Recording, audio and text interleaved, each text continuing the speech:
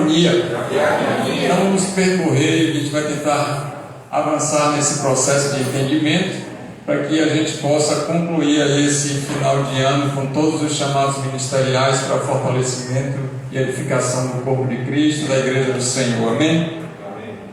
Então primeiro a gente vai ver os conceitos aqui de diaconia. A gente vai ter ali no grego diáconos, e é um criado, um servo, ele é um ministro, e ele vai estar relacionado com o trabalho. Também a gente vai ver em outras passagens bíblicas o diácono visto como doulo, aquele escravo que ele vai estar relacionado àquele serviço com o seu senhor. Então tem uma diferença pequena, mas é uma diferença conceitual, onde um está relacionado com o trabalho propriamente dito e com aquele que está executando o serviço ao Senhor. Se você puder abrir sua Bíblia em Mateus, capítulo número 22, verso 3 a 6, vamos ver isso. Eu estou com a Nova Versão Internacional, mas também trouxe as passagens na Nova Versão Transformadora. Quando tiver no slide aí, a gente vai ver na Nova Versão Transformadora. Mateus 22, vamos lá conferir isso.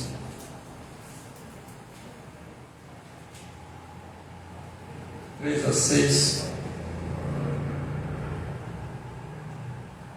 Enviou os seus servos aos que tinham sido convidados para o banquete, dizendo que viessem, mas eles não quiseram vir. De novo enviou outros servos e disse: digam aos que foram convidados que preparei meu banquete, meus bois, meus novilhos foram abatidos e tudo está preparado, venha para o banquete de casamento.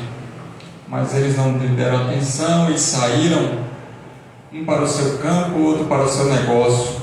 O restante, agarrando os servos, maltrataram e mataram. Então aí a gente vai ver essa palavra como servo em Mateus capítulo número 22, versículo de 3 a 6. Abra ali agora a sua Bíblia em Filipenses 1:1. Vamos um pouco mais para frente.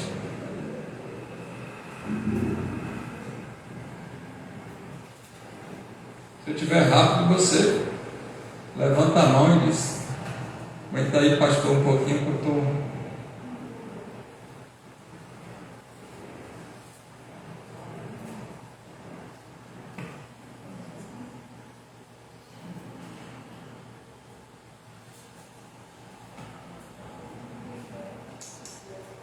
Filipenses 1 vai dizer: Paulo e Timóteo, servo de Cristo Jesus, a todos os santos em Cristo Jesus que estão em Filipos com bispos e diáconos.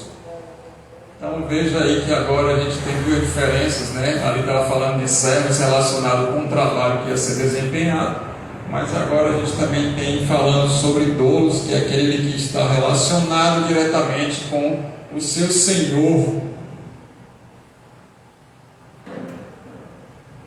Conceitualmente, diáconos vai ser aquele que serve, que colabora, que auxilia, que ajuda os outros.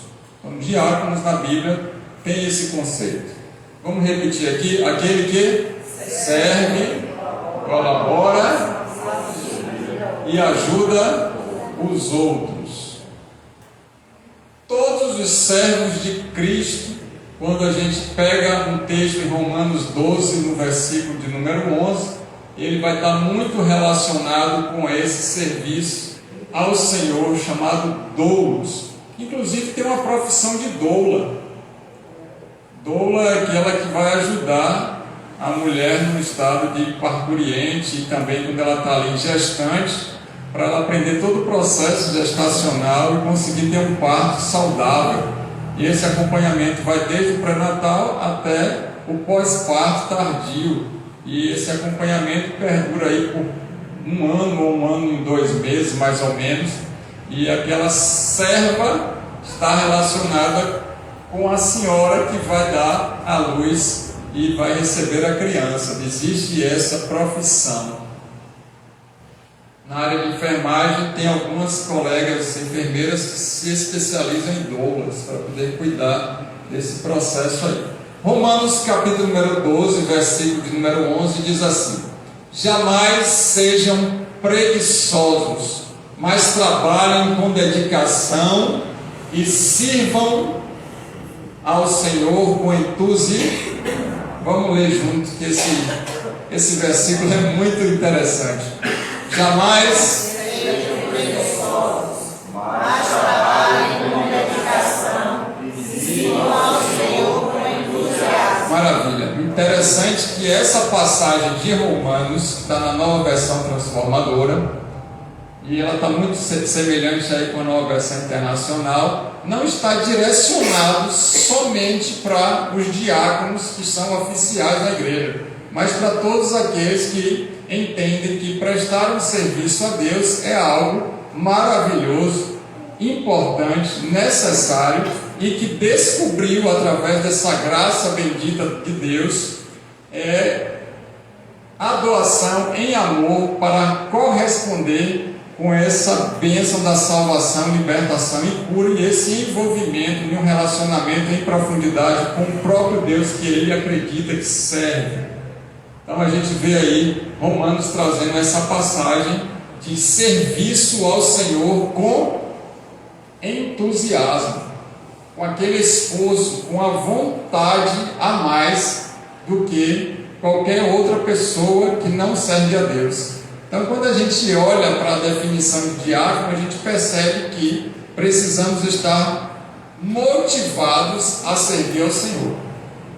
E essa motivação, ainda que ela venha com uma força sobrenatural de Deus para cada um de nós, somos nós que precisamos estar motivados ou criar motivações para o desempenho de algo no reino. Louvado seja Deus por isso. A gente também vê alguns registros bíblicos falando sobre servo, como ali aquele servo que vai executar um serviço, um trabalho. Servos de um rei, são os anjos do reino. Mateus 22, volte ali para Mateus, a gente vai ver no versículo de número 13.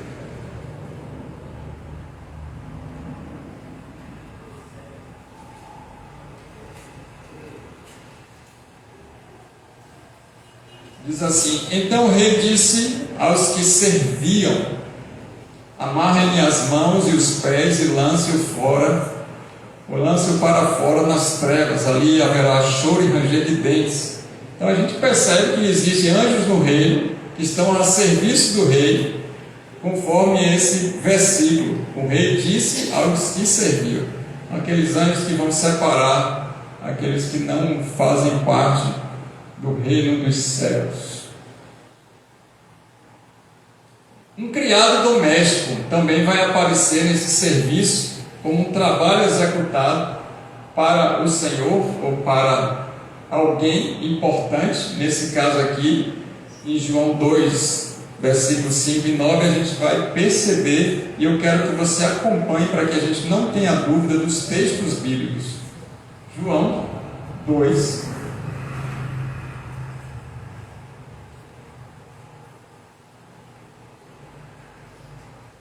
versículo 5.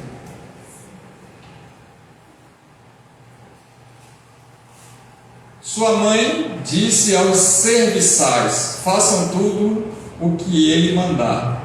Então perceba que existem criados domésticos, aqueles que estão a serviço de outrem. E no versículo de número 9: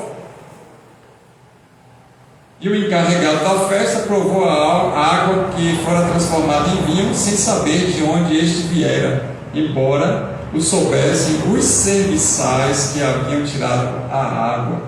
Olha aí, os serviçais no sentido daquele que é um criado doméstico, aquele que está servindo a alguém, servindo ao Senhor, está realizando um trabalho. O apóstolo Paulo também, ele vai se demonstrar, se apresentar como diácono. Apóstolo Paulo, tanto como diácono, em 1 Coríntios, capítulo de número 3, versículo número 5. Você está em João, corra aí para frente. Atos, Romanos, Coríntios. 1 Coríntios, 3, versículo de número 5.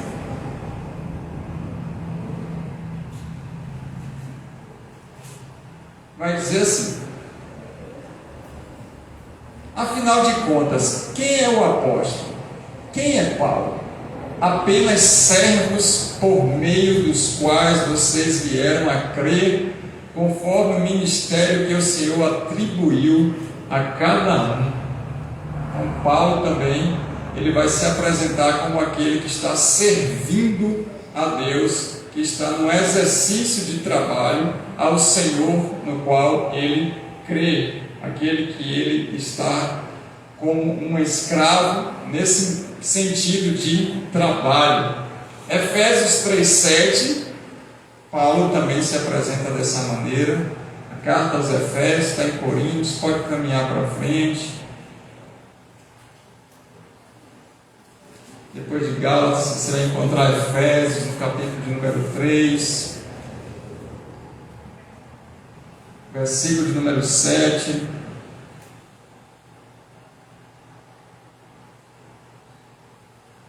Deste evangelho tornei-me ministro pelo dom da graça de Deus a mim concedida pela operação de seu poder. Essa palavra ministro no grego está relacionado como um servo, aquele que está ministrando, realizando algo em serviço para o reino. Louvado seja Deus. Então a gente já percebeu que o apóstolo Paulo, ele vem dizendo que é importante, necessário um servir ao outro e que nós precisamos entender o papel da diaconia e o que é a diaconia para que possamos ajudar, auxiliar, colaborar, contribuir e servir uns aos outros. É claro que no chamado específico ministerial, Deus vai separar alguns para esse propósito direcionado, muito específico. Porém, todos nós também temos traços ou temos que ser doulos, diáconos no reino. É importante, necessário, imprescindível que cada um de nós possamos servir uns aos outros, porque no reino de Deus aquele que quer ser o maior que sirva. Por isso que Paulo, ele diz assim: olha, eu sou apóstolo, mas sou o primeiro a servir. E a gente vê uma confusão desses apostolados de hoje que querem ser servidos. Eles querem ser os soberanos senhores para poder ter diversos escravos ou empregados para os servir. Está completamente fora da realidade bíblica, onde o próprio Paulo se apresenta como diácono. Então seria mais uma questão de funcionabilidade para o reino, não de hierarquia de posição, onde o diácono é o menor e o apóstolo é o maior. Não é isso aqui que o contexto bíblico vai trazer. Muito pelo contrário, vai mostrar que, como um chamado ministerial de diácono, ele vai vir para auxiliar nesses processos, tanto da igreja local, quanto principalmente para o reino. Amém? Amém. Outros servos também vão aparecer na Bíblia, em 1 Timóteo, no capítulo 4, versículo de número 6. Também Efésios, vai um pouquinho para frente, encontra 1 Timóteo aí, no capítulo de número 4, versículo de número 6. A tradução da NVI vai falar sobre ministro novamente, mas no grego ali ele está como um servo.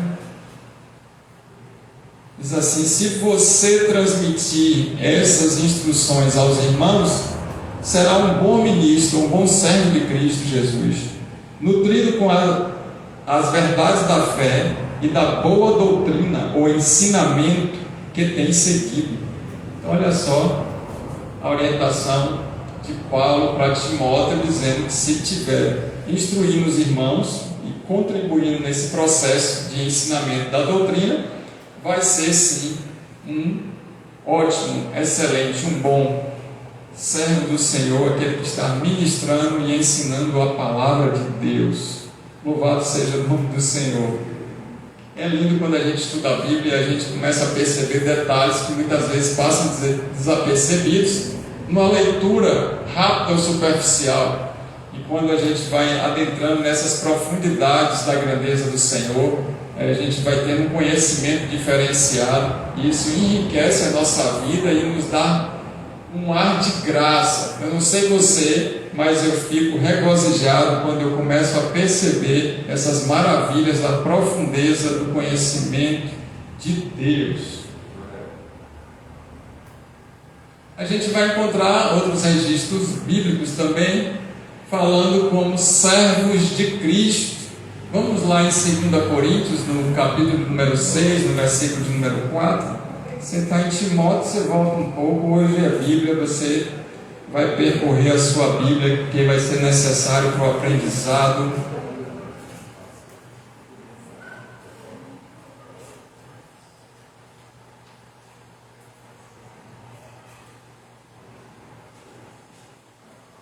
Ele vai trazer os servos de Cristo em 2 Coríntios. Eu falei primeiro, não foi?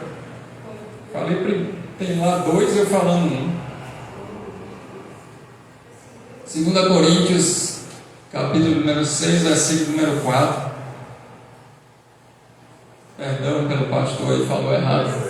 6, 4.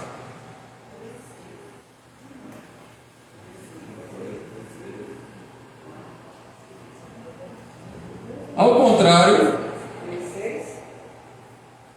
é 2 Coríntios 6, 4. Estou lendo no meio, estou salteando alguns para a gente não fazer uma leitura. A gente pode ler o 3, 6 também. Peguei o 6, 4, está no meio aqui, para instigar você já a fazer a leitura do 3, 6. O professor tem dessas, viu? Ele de vez em quando dá uma salteada para ver quem está prestando atenção, e para você ir acompanhando a Bíblia dá vontade de ler. Ao contrário, como servos de Deus, recomendamos-nos de todas as formas, em muita perseverança em sofrimentos, privações e tristezas. Então ele vai dizer aí, como servos de Deus, servos do nosso Senhor Jesus Cristo. No 11:23, vá para frente no capítulo 11.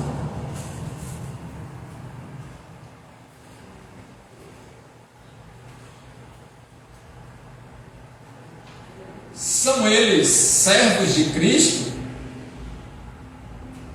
Estou fora de mim para falar dessa forma. Eu ainda mais, trabalhei muito mais, fui encarcerado várias vezes, fui açoitado mais severamente e exposto à morte repetidas vezes. Então ele vai dizer, são eles servos de Cristo. É nesse sentido aí de serviço diaconal. Servos também uns dos outros. Olha o que diz Marcos capítulo 9, versículo 35. Eu já estou deixando aí Mateus para você ter curiosidade de olhar.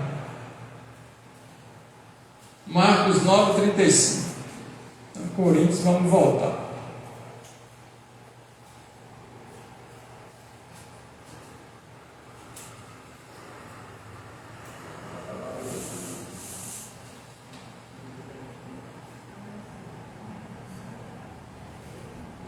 Assentando-lhes, Jesus chamou os 12 e disse: se alguém quiser ser o primeiro, será o último e servo de todos. Nem ouviu glória a Deus. No reino de Deus o negócio é diferente. Aquele que quer ser o maior, que seja o menor. Quem quer aparecer, precisa servir e desaparecer. Tá certo? E me parece que a gente tem uma crise religiosa evangélica no nosso país terrível. Quando a gente olha toda a configuração da igreja evangélica, não vou falar das demais, porque nós somos evangélicos, Quando a gente olha essa configuração, parece até que nós não somos protestantes. Quando eu falo nós, é no conjunto, não que eu e você não sejam, mas não confere o que está nas Escrituras Sagradas com as aberrações, desvios doutrinários e erros terríveis que a gente percebe, inclusive nas redes sociais.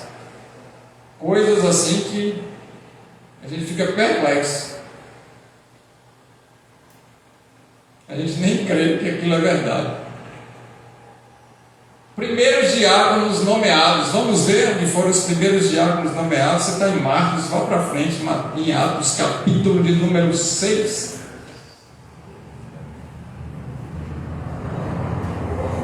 E aí então surgem os diáconos propriamente dito para o cumprimento do exercício na igreja. Essa igreja primitiva ali formando. Então diz assim, texto conhecido, mas é bom a gente ler novamente. Naqueles dias, crescendo o número de discípulos, os judeus de fala grega, entre eles, queixaram-se dos judeus de fala hebraica, porque suas viúvas estavam sendo esquecidas na distribuição diária de alimentos. Por isso, os 12 reuniram-se, todos os discípulos disseram: não é certo negligenciarmos o ministério da palavra de Deus a fim de servir as mesas. Então surge aqui a diaconia propriamente dita na formação da igreja primitiva. Agora nós temos então um chamado ministerial para o exercício na igreja, a igreja do Senhor. E essa igreja do Senhor também perpassa pela igreja local. Interessante, muito interessante isso, porque tem algumas pessoas que já não congregam mais, tem outras pessoas que acreditam que não é necessário estar em comunhão, em unidade, numa igreja, com outros irmãos. Igreja, templo, casa de oração, não sei pensar aí, mas é necessário que a gente esteja reunido para juntos adorarmos ao Senhor, louvarmos a Ele. Mas alguns registros bíblicos a gente percebe que o servo no sentido de trabalho, vemos e percebemos Jesus Cristo como um servo. Você está em Atos, o próximo livro é o livro de Romanos, no capítulo de número 15, versículo de número 8.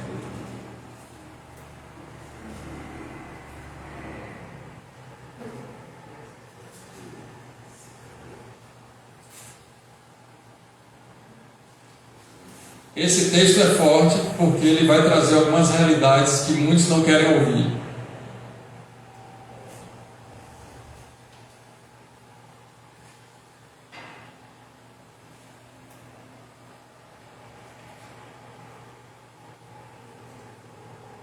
Pois eu digo a vocês que Cristo se tornou servo dos que são da circuncisão, por amor à verdade de Deus, para confirmar as promessas feitas aos patriarcas.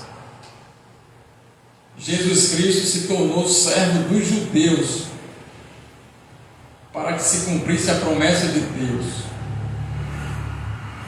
Jesus Cristo se tornou um diácono, um tolo,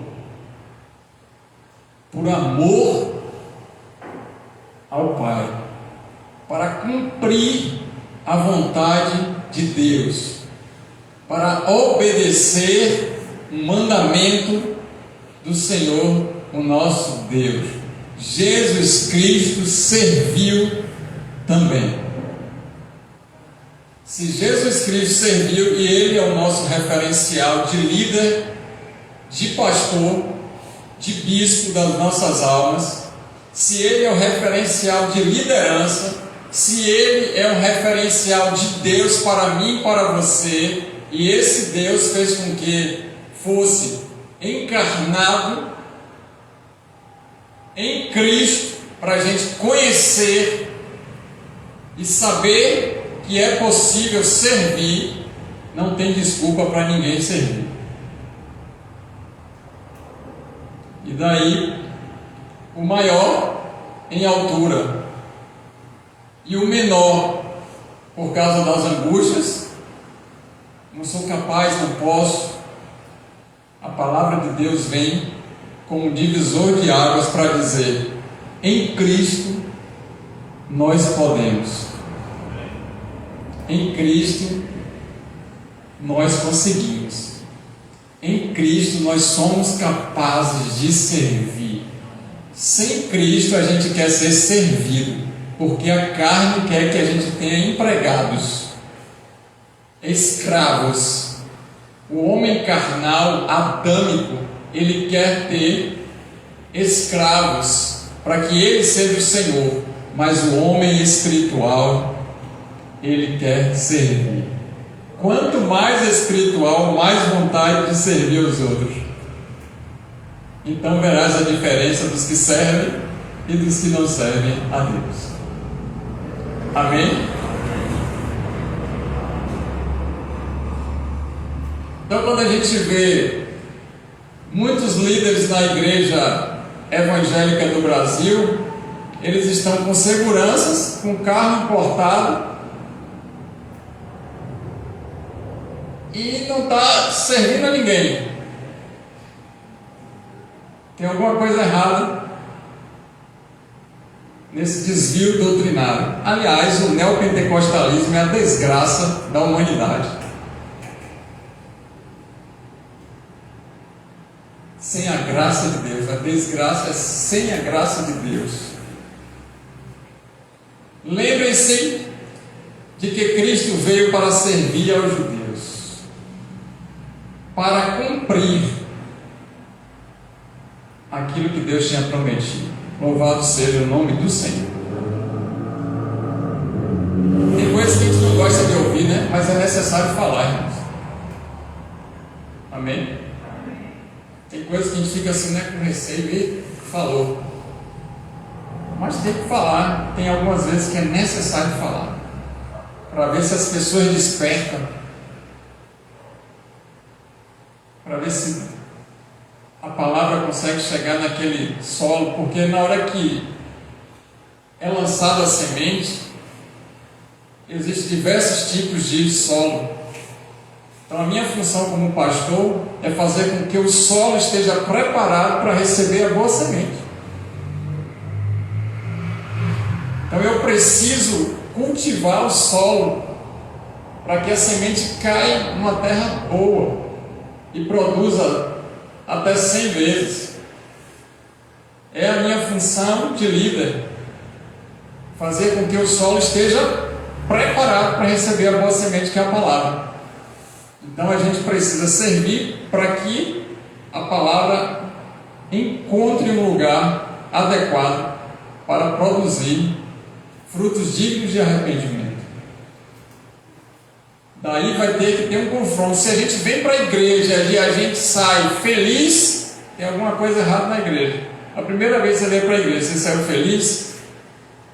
A segunda vez que você veio para a igreja, saiu melhor ainda. Na terceira vez, não volte mais para lá. A gente se reúne aqui para a gente ser confrontado e perceber o quanto a gente é pecador, precisa de arrependimento para Deus transformar a nossa vida. Aí, durante a semana, a gente vai ser feliz em Cristo. Se isso está sendo invertido, é porque tem traço de igreja neopentecostal. Vai só falar coisas que não tem nada a ver com as escrituras sagradas e vai prometer o que Deus não prometeu. Vamos para frente. Até aqui tudo bem? Qual o respaldo bíblico? Qual o respaldo bíblico, então, para a gente poder ter os diáconos no serviço? Atos capítulo de número 6, versículo de número 3.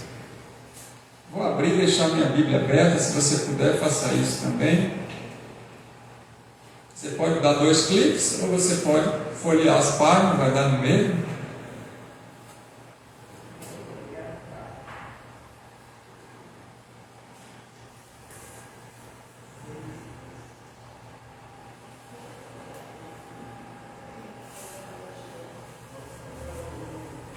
Sendo assim, irmãos, escolham 7 homens respeitados, cheios do Espírito e de sabedoria. Tem uma tríade aqui agora, de um perfil diaconal. E nós os encarregaremos desse serviço. Então, olha o que aparece aqui: respeitados, cheios do Espírito e com sabedoria. E aí a gente vai ver o que significa isso. Primeiro, ter boa reputação. Tem que ter um bom testemunho. Não pode ser aqui um testemunho. E também tem que ter uma boa reputação, para não ser um diabolos ao invés de diáconos. Ok? E não são poucos os diabos por aí afora. Eles estão distribuídos nas seitas evangélicas do nosso país. Cheios do Espírito Santo. O que significa isso ali quando a gente vai pegar a palavra literal no grego? Preenchido por completo do Espírito de Deus. Tem que ter o fruto. Então ele tem que ter aquele fruto do Espírito, que é como se fosse uma tangerina e vai estar dividido em alguns bagos, né? E vai ser do amor até a paz. Então tem que estar cheio de Deus. Tem que ter dons. Tem que ter compaixão, não é sem paixão. A alma está motivada com a empatia de querer ajudar, auxiliar e servir o outro. Tem que ser uma pessoa de respeito, que preze por consideração. Tem que ser alguém humilde. Não pode ter um ar de altivez, soberba, orgulho, autismo, altivez. Tem que ser alguém que tema a Deus, tenha medo de Deus, que obedeça a Deus, que veja a Deus como o superior, o Senhor, o soberano. E hoje as pessoas perderam o medo de Deus.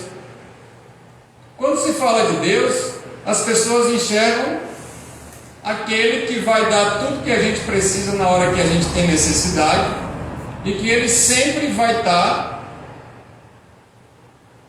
dando uma nova oportunidade, mesmo que seja um pecado para meditar. Esse não é o Deus da Bíblia. E é apresentado para muitas pessoas um Deus repleto, transbordante, cheio de amor, que nunca vai fazer a justiça a não ser no dia do juízo final. Mas daqui para lá tem tanto tempo que lá no final eu resolvo. Vou procrastinar para amanhã, porque Ele é um Deus bonzinho. Aliás, eu já estou até chamando Jesus de você, como se fosse uma igualdade. E aí alguém quer trazer essa realidade como voz me, que era algo contemporâneo na língua brasileira, e a Academia Brasileira de Letras trazia voz me como Senhor, mas no hebraico você é você e o Senhor é Senhor. E a gente não está aqui para falar de português, a gente está aqui para falar da língua original, que é hebraico. A gente até pode cantar, mas lá na sua consciência você tem que saber que quando a gente fala você, para poder ter uma melhor harmonia musical, é sempre Senhor. Ele é um Deus rigoroso, abate, e Ele, nessa manhã de hoje, estava tão irado comigo que Ele queria me destruir e me lançar no inferno. Quando Ele olhou para a cruz, por causa de Cristo, Ele me deu uma nova oportunidade. Esse é o Deus da Bíblia. Aí esse amor é tremendo, grandioso, Ele é bondoso, misericordioso e maravilhoso. Ele me ama, porque era para ter me destruído e Ele está me deixando vivo para poder ensinar vocês. Esse é o amor verdadeiro de Deus. Amém? Ele é amor, mas é justiça. A balança é equilibrada. Então esse Deus cheio de amor, Ele também está irado pela humanidade pecaminosa. E não abate essa humanidade por causa do sangue de Jesus que foi derramado totalmente para a remissão dos nossos pecados, e aquele que crê será salvo. Então tem que estar cheio do Espírito Santo. E tem que estar cheio. E aí cheio não é agitado. Que a pessoa pensa que está cheio de Deus, está agitado, né? Pulando do altar, gritando, rodopiando, fudigado, atribulado, sei lá mais o que. Ele pensa que está cheio dentro. Você viu ali, está cheio, está todo mundo cheio. Às vezes está cheio de demônio. Aí quando o demônio quer, fica paradinho. Mas é importante que Deus dança no mistério, fale em línguas, os dons. Isso é muito maravilhoso e faz com que a gente fique preenchido do Senhor. E essas manifestações espirituais nos curam e nos libertam também, que nós somos seres que temos sentimentos, mas na casa do Senhor, ou para as coisas com Deus, tem que ser com ordem e decência. É o equilíbrio, né? O diácono tem que ser equilibrado, aquele que serve tem que ser equilibrado, modesto. Sabedoria, tem que ser conhecedor da palavra. Ficou por cima ali, mas deixa eu ver se sumiu. Conhecedor da palavra, mas também quando a gente encontra essa palavra sabedoria no grego, na Bíblia ali, literal, King James tem uma tradução melhor para essa sabedoria, e a gente vai ler o que está no grego, está dizendo, tem que ser uma pessoa inteligente. Tem que ser alguém inteligente. Tem que ser alguém experiente e conhecedor de diversos assuntos, principalmente da palavra de Deus. É uma pessoa que tem que conhecer vários assuntos. Então alguém chega para poder pedir um conselho, saber alguma informação, o diácono ali, ele é conhecedor disso tudo. Aí quando eu olho para isso e Deus me vê como um diácono, e eu já fui diácono também na igreja local, e eu digo, Ele é um Deus bondoso, misericordioso, porque eu não tenho essas características todas, Senhor. Aí a gente vê o quanto Deus é bondoso e nos ama e é cheio de compaixão por nós, porque Ele mesmo vai derramar essa sabedoria para que a gente possa exercitar, colocar em prática o serviço para Ele. Então vem dele e volta para Ele, porque dele, para Ele e por Ele são todas as coisas. Amém. Tem que ter um dom de interpretação. Então alguém chega assim, eu sonhei, aí o diácono já começa a orar em silêncio. Aí Deus vai mostrar para ter interpretação do sonho. Todos têm esses dons? Não, mas a gente precisa buscar, porque faz parte da sabedoria diaconal. Interpretação de assuntos, e aí saber o que é correto, o que é errado, o que é melhor, o que não é, o que é bem, o que é mal, o que é bom, o que é ruim. Esse discernimento nessa interpretação dos tempos, das situações, das problemáticas, o diácono ele tem isso. E também tem que ter o dom de aconselhamento. Uma palavra de sabedoria para direcionar a pessoa naquilo que está de acordo com as Escrituras Sagradas. Oh glória! Maravilha de Deus, hein? Maravilha. Tem que ser uma pessoa prudente. Prudente. Não faz as coisas com pressa e nem com uma motivação inadequada. É uma pessoa discreta. Então, quando a gente olha para todo um contexto, talvez o que não falta é líder indiscreto. Se ele é pastor, ele é diácono também. Se ele é apóstolo, também é diácono. Evangelista também. Claro que especificamente, agora como um chamado específico de diaconia, talvez não seja.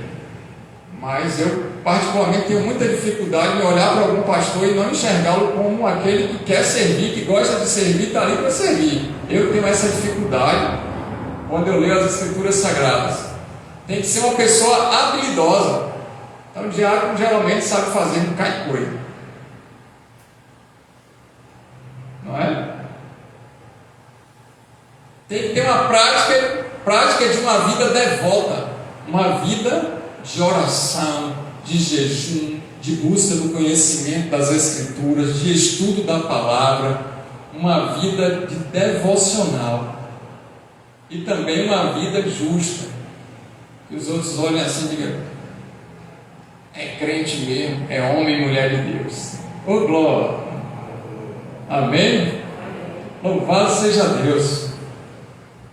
Não vejo a hora de pôr a mão em algumas pessoas aqui na igreja para a gente ter mais diáconos. Tem pessoas que têm esse perfil aqui. Comecem a buscar os melhores dons para a edificação do corpo de Cristo.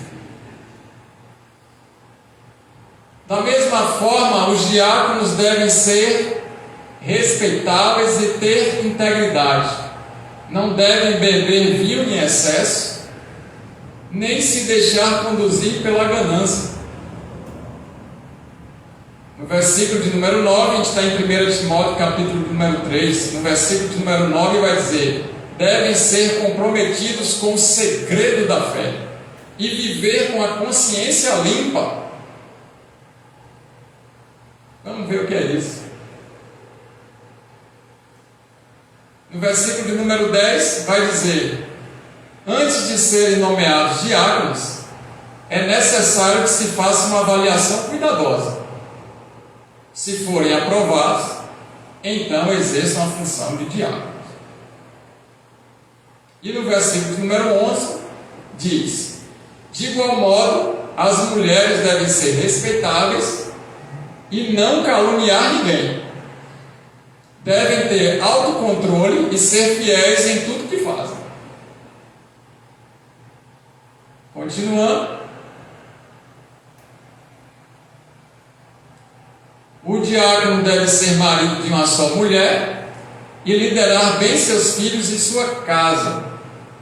Perceba que agora esse versículo ele vai falar do homem aqui, mas ele colocou a mulher no versículo anterior, para ele não ficar falando sobre homem e mulher, quando está falando de marido, ou ao contrário também, vice-versa, é verdadeiro pela sequência do texto bíblico. Aqueles que exercem bem a função de diáconos serão recompensados com respeito de outros e terão cada vez mais convicção de sua fé em Cristo Jesus. Glória a Deus. Bora ver agora o que ele vai dizer. Abra aí 1 Timóteo capítulo 3, versículo 8, para a gente ir acompanhando o que vai apresentando ali, para a gente saber em que ponto estamos.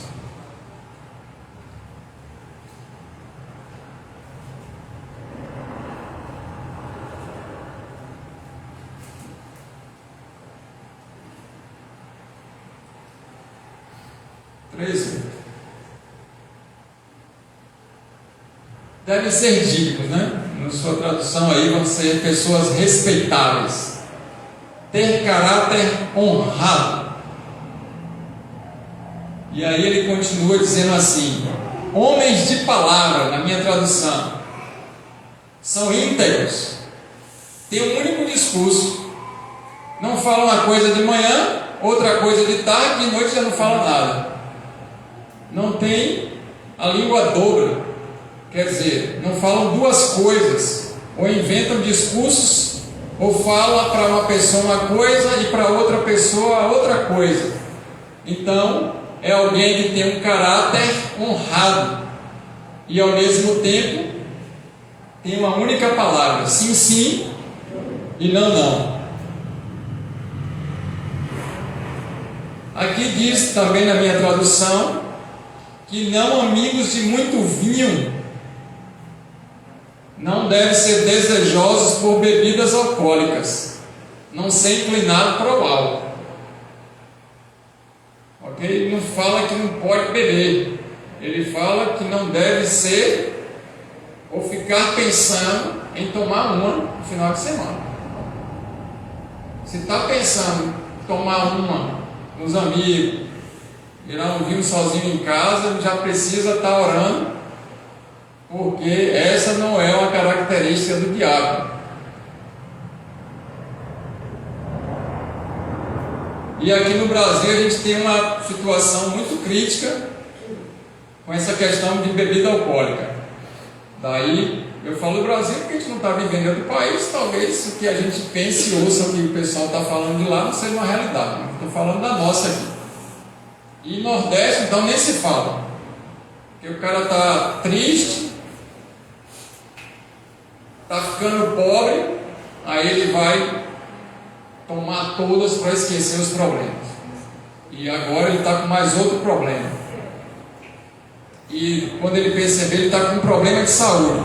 E quando ele acordar, ele vai estar com problema de saúde, cheio de problema, devendo mais. E aí no terceiro dia que ele acordou, ele já percebeu que está com a destruição na família, ele agora está repleto de problema, então tem que beber mais para poder.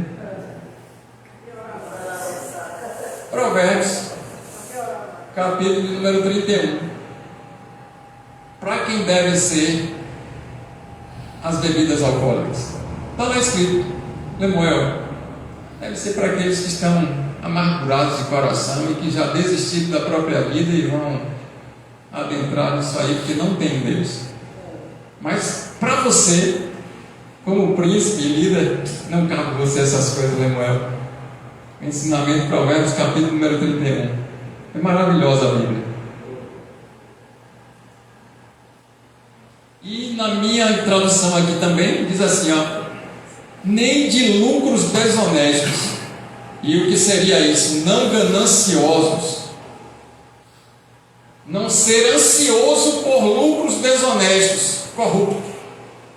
Está doido para roubar os outros. Está doido para enganar e levar vantagem, tirar dinheiro de alguém. E aí a gente está numa cidade que nasceu numa feira, e o nome dela é feira, e numa feira você tem barganha de lucros para ver quem ganha mais ou ganha alguma coisa. Então os diáconos em Feira de Santana têm que tomar muito cuidado, porque eles nasceram numa cidade de barganha, de mentira para ganhar a vida, entre aspas. Eu falo da gente aqui porque é a nossa realidade, né?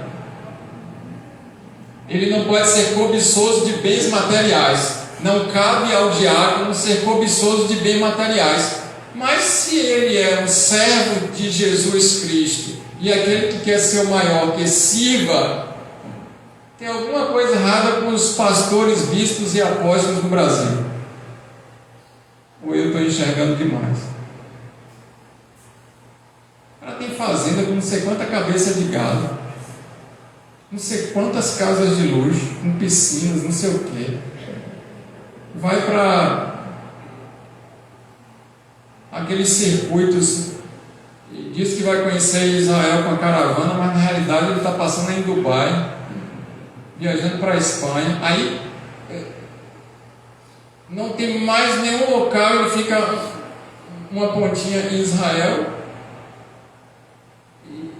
e já voltou para a Europa. Não sei se só eu que percebo essas coisas. Oremos pelas caravanas presas em Israel, porque parece que ainda tem gente lá que está com dificuldade de sair de lá, né?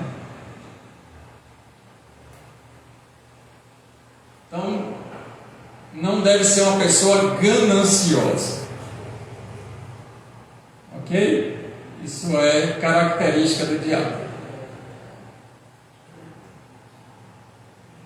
No versículo de número 9, vai dizer assim, ó: devem apegar-se ao ministério da fé com a consciência limpa. Então deve ter um comprometimento com a fé, um compromisso com a verdade da palavra, compromisso com a verdade, e não vai massagear ninguém, né? Não vai aliviar quando tem que confrontar o erro, o pecado de alguém. Não me pergunte nada, porque se você quer minha opinião, eu vou falar a verdade. Então é melhor você não me perguntar a minha opinião, porque o diabo não é assim. Entendeu que você fica angustiado, Deus? A pessoa, você me deixa quieto, meu irmão, querendo saber, então receba. Foi futebol o quê? O chamado ministerial, não tem jeito. Aí ele vai ali onde deve ser falado. Viver com a consciência limpa não é lavar a cabeça todos os dias, não, viu? Viver com a consciência limpa significa livre de desejo corrupto. Está liberto. Jesus libertou. Está livre de pecado.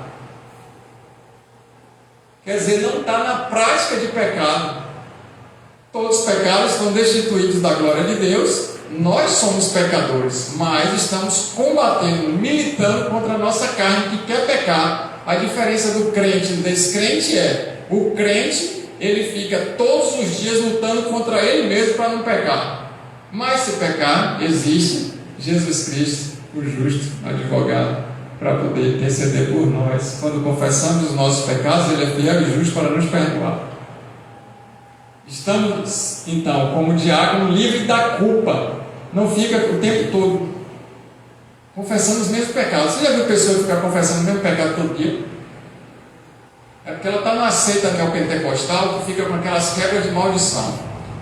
Aí o cara, ou a pessoa se converte e fica, é porque fulano, tataravô de não sei quem, que morou naquele lugar de não sei o que, aí trouxe isso para você. Mas eu já fiz aliança com Cristo, Jesus já me libertou, eu já pedi perdão por isso. Mas você tem que pedir algo específico, da especificidade, da especialidade. Aí ele fica com a mente culpada, ele acha que está o tempo todo em pecado. E aí ele vai entrar numa frequência, num frenesi, num enlouquecimento psíquico, porque todos os dias ele vai se ver como alguém que nunca está liberto. E aí ele vai precisar fazer campanhas e mais campanhas de quebra de tudo. Quando ele acordar, a casa dele está toda quebrada, ele está com depressão. E não tem mais nada, porque já tirou tudo da casa, que tudo é do diabo. É flor, é quadro, é travesseiro, é geladeira, é tudo. É uma loucura. Viver com a consciência limpa de qualquer mistura com o que é falso, com o que é enganoso e com o que é impuro. Essa é uma característica em 1 Timóteo capítulo 3, versículo 9. E olha que ele fala aqui impuro. Ele não está falando sobre o que é pecado, porque ele já falou acima. Impureza é aquilo que pode proporcionar o pecado, ou levar a pecar. Todas as coisas me são lícitas, mas nem tudo me convém. A gente ouve tudo, mas retém o melhor. Caminhando, 1 Timóteo capítulo 3, versículo 10 vai dizer assim: olha, devem ser primeiramente experimentados. Então tem que ter uma avaliação cuidadosa, ser examinado, provado e julgado. Prepara-te, Israel, para encontrar com o Senhor vosso Deus. Vai ter que ser examinado, olhar com detalhes, colocado em prova.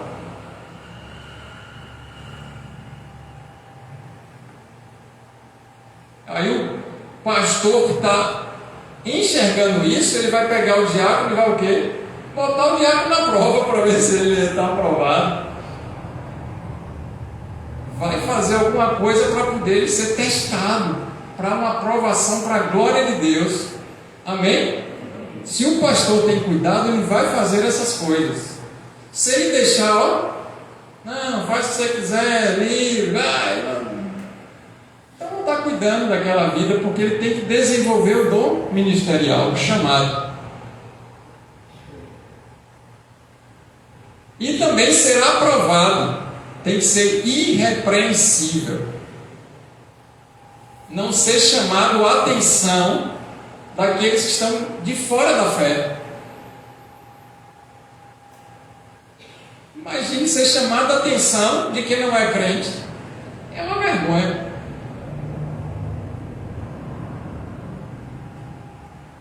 Que não exista motivo para acusações. Quando alguém acusar o diácono ou a diaconisa, a gente ouve disso. Pela vida ali, tenha certeza que é mentira. Aí já cai por terra, não vai nem adiante, porque já sabe que é uma vida irrepreensível e que sejam submissos à liderança. Isso é ser aprovado. A primeira liderança que existe é a liderança de Cristo Jesus, o nosso Senhor. E depois, como chamado ministerial auxiliar, a liderança que vai estar submetida, seja na igreja local ou no grupo de trabalho que está vinculado.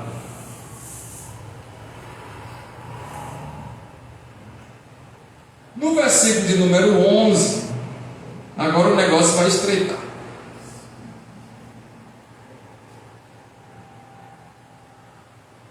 Que a maioria é mulher. E minha esposa preparou esses estudos todos para ela poder ministrar, e hoje ela teve que lidar com as crianças, com alguns detalhes, e eu falei, eita, aprove Deus ser eu, né? Então, as mulheres igualmente sejam dignas. O que está dizendo aí com isso? A mesma coisa seja para as mulheres, um modo semelhante de tudo que a gente viu nos versículos anteriores e na descrição característica do grego que eu apresentei para vocês, é para as mulheres. Mas tem uns detalhes agora. Olha só. Elas sejam dignas, não é? Respeitáveis. Mas esse respeitável aqui não tem a mesma palavra grega do respeitável que a gente viu lá, porque senão ficava redundante. Ele acrescenta um ponto maior, e não é somente exclusivo para a mulher.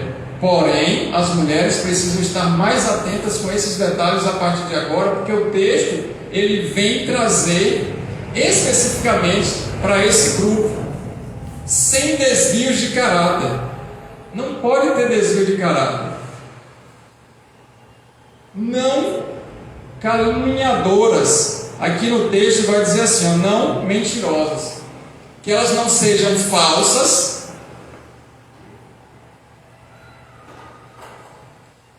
acusadoras, maledicentes, fofoqueiras, e que façam comentários maliciosos. Você viu a irmã como veio vestida hoje? O cabelo daquela. Não, aquele sapato, vou te falar. E aí é detalhe para as mulheres, porque homem dificilmente ou raramente tem esse comportamento. É uma realidade bíblica. É uma realidade nossa, irmãos. Então não vejo o pastor de vocês sendo machista e apontando as mulheres. Eu estou falando que é uma realidade nossa. E por que ele fala não maledicentes? Porque a mulher tem necessidade de falar 5.000 palavras por dia. Ela vai contar a mesma história que a gente conta em 2.500 palavras. Só que ela vai ter um enriquecimento dos detalhes. E vai focar nos pontos principais que para a gente não tem graça nenhuma. Ou não teria por que comentar. Então, quando ele fala maledicente, possa ser que nessa passagem, nessa costura de amplitude de palavras, alguma delas esteja com um tom de acusação, de malícia. E isso tudo aqui, falsidade, acusação, fofoca e comentários maliciosos, quando a gente bota essa palavra lá no grego, ele vai destacar logo: a serviço de Satanás.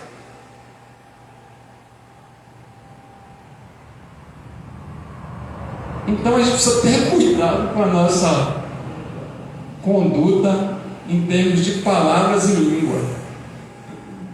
Serve para o homem. É mais difícil a gente ver um homem que conversa demais. Mas existe, irmão. Existe. E é pior do que a mulher.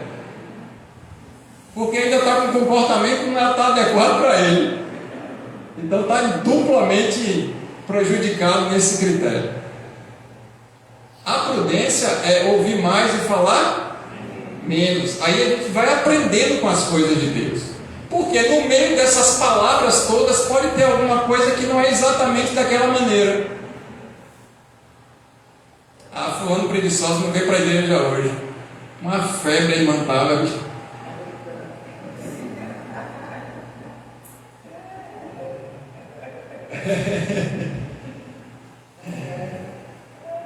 A irmã não frequenta a igreja de quarto. Mora no outro lado da cidade, não tem dinheiro para botar combustível no carro, ou vir, ou pegar um ônibus para poder vir. Então, está entendendo? E aí não cabe para o diácono isso. Para os outros até podia passar desapercebido quando não conhecia as escrituras, mas agora, vocês que estão aí, a gente que está aqui, não tem desculpa para Deus. Entenderam? Bora para frente. A hora não espera não. No versículo de número 11, para as mulheres ainda, diz assim: as mulheres devem ser sóbrias e confiáveis em tudo. Então ela deve ter autocontrole, deve ser prudente, moderada, sóbria e equilibrada. Quando fala sóbria, está dizendo assim, não convém a mulher beber e ficar embriagada. Isso não é para vocês, não. O homem já é feio, bêbado, imagine a mulher. Não cabe uma diaconisa nem cheirar álcool. Para no posto de gasolina, vai botar combustível, você quer o quê? Etanol, aí você já fecha o vidro.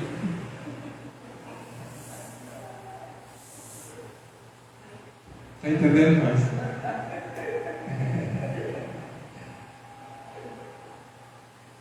Ô glória. Estou brincando para a gente dar uma risada também, né? Deve ser equilibrada, não desequilibrada. E aí vocês vão precisar trabalhar com o período menstrual de vocês, com o período da menopausa, porque os hormônios vão fazer com que vocês fiquem diferentes. E aí pode perder o equilíbrio e agir motivada pelo calor dos neurotransmissores e não com a inteligência, com a fé, com o racional, agir pelo emocional. É por isso que a Bíblia vai destacar essa situação, porque Deus tem um cuidado e Ele sabe exatamente o que foi que ele fez. Aí Deus errou em botar vocês dessa maneira? Não. Ele sabe que através do Espírito Santo vocês são capazes, nós somos. E vai dizer que tem que ser fiel em tudo, confiáveis em tudo, dignas de confiança. Foi a irmã que falou, a irmã falou, está falado. É de Deus. São verdadeiras e exemplares na fidelidade ao Senhor. Ali vai uma mulher de Deus, uma mãe de família, ali uma mulher crente. São exemplos para a sociedade, para a igreja, aonde estiver. Exemplo de vida, de compromisso, exemplo de tudo, no vestir, no falar, no se comportar, nas ações, como avó, como bisavó, como mãe, como esposa, como mulher de Deus. Que maravilha! E aí ele vai voltar dizendo assim: o diácono deve ser marido de uma só mulher. Ele parece que faz uma pausa, mas na hora que você pega a sequência, ele está falando para todos. E aí ele dá os detalhes específicos, que são situações das mulheres, mas está falando num contexto para todo mundo.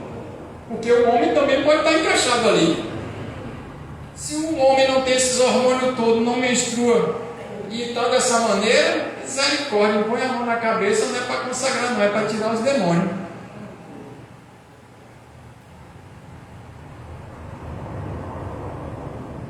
Fiéis aos cônjuges, ter apreço, dedicação, lealdade, cumplicidade, constância. Não é inconstante, altos e baixos. Um dia está bom, um dia está péssimo.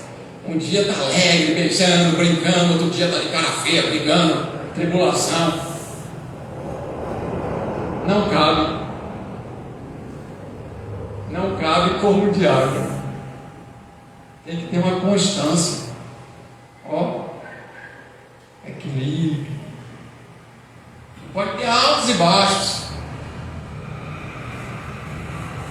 E aí continua dizendo: e governar bem seus filhos e sua própria casa, exercerem o governo na casa, liderar bem os filhos e o lar.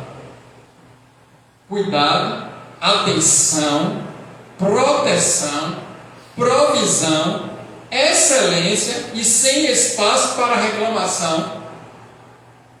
Nada de murmuração, briga, intriga e problema. Não cabe. E aí vai chamar agora no fim a atenção mais dos homens, que vai dizer: é necessário que você tenha essa auxiliadora e que você exerça uma liderança em amor para proteger, prover e ser excelente no que faz. Para que seus filhos sejam crentes também. Amém? Eita glória! Que maravilha! Meu Deus! Quem quer aceitar Jesus além de mim aqui hoje? Todo mundo. Por isso que a igreja, quando ele se reúne, é para a gente se converter, irmãos. Amém?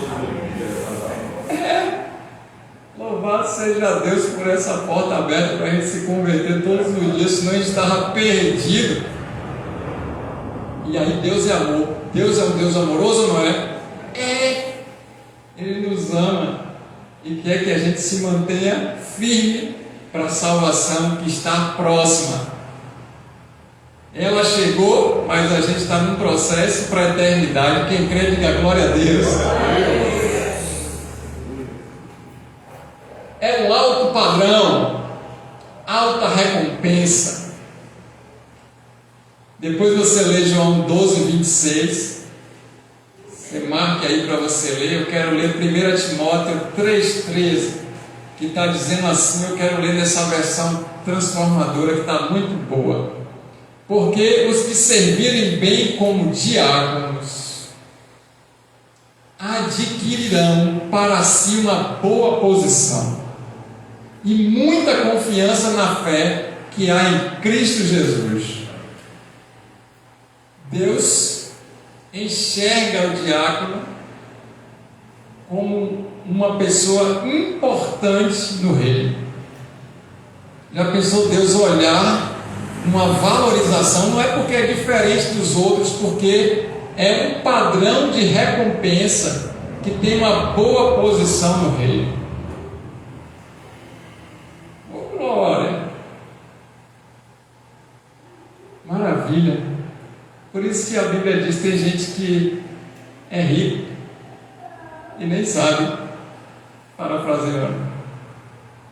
Agora tem gente que pensa que é rico, mas é pobre de espírito. Quais são as funções? A gente está na reta final. Me dá 5 minutos que a gente termina.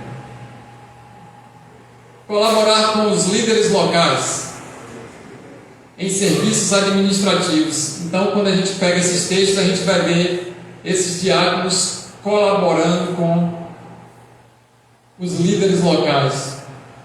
Organização de espaço físico e ou eventos, reuniões, cultos, aqui mais para a igreja local. Enxergam a necessidade da igreja e dos irmãos e agem colaborando. Os diáconos enxergam que os outros não estão enxergando. Por quê? Porque eles querem fazer o quê? Ajudar, servir, melhorar, organizar, fazer. É um chamado. Deus é lindo. Substitui os líderes quando necessário. Então a gente vê uma pregação tremenda de Estevão, diácono. Ali Deus usando ele como um grande evangelista para a glória do nome do Senhor. Quais são os perigos? Aí é importante que você vai tirar uma foto ou tomar nota. Quais são esses pensamentos perigosos quando a gente descobre tudo isso e vê a importância agora? Pensamento de somente eu. Ah, Senhor, se não fosse eu que combatesse esses ídolos, aí Deus olha, sai daí, rapaz, ainda tem mais 7.000. 7.000 não é porque existia 7.000 certinho, é porque é o número perfeito de Deus. Tem uma multidão de gente que me segue, não está falando nada disso que você está falando, é isso. Cai na real. Aí, somente eu estou colaborando na igreja local. Não, tem outros. Se eu não fizer isso, ninguém faria. Eram os pensamentos de Elias. Aí a gente acabou trazendo uma vez que estava servindo como um profeta naquele tempo, e a gente percebe isso também no decorrer das Escrituras Sagradas. Se eu não fizesse, estaria sem resolver. Se achando, né? Se achando. Então vamos fugir de toda a possibilidade de vaidade e orgulho, amém? E deixar Deus fazer com que a gente transborde de humildade. 1 Pedro 4, versículo 10 e 11 diz assim. Vamos ler juntos para encerrar? 1, 2, 3 e sirvam cada um conforme o dom que recebeu, com bons despenseiros da multiforme graça a Deus. Sirvam uns aos outros, cada um conforme o dom que recebeu, como bons despenseiros da multiforme graça de Deus. Então Deus colocou uma graça para um, para outro, isso tudo é para a glória dele, louvado seja o nome do Senhor. Que o Senhor nos abençoe, nos guarde, tenha misericórdia de nós, resplandeça a face dele sobre nós, olhe para nós e nos dê a paz. Obrigado pela paciência, dedicação e empenho. Domingo, se assim Deus nos permitir, estaremos nessa casa de oração às 18 horas.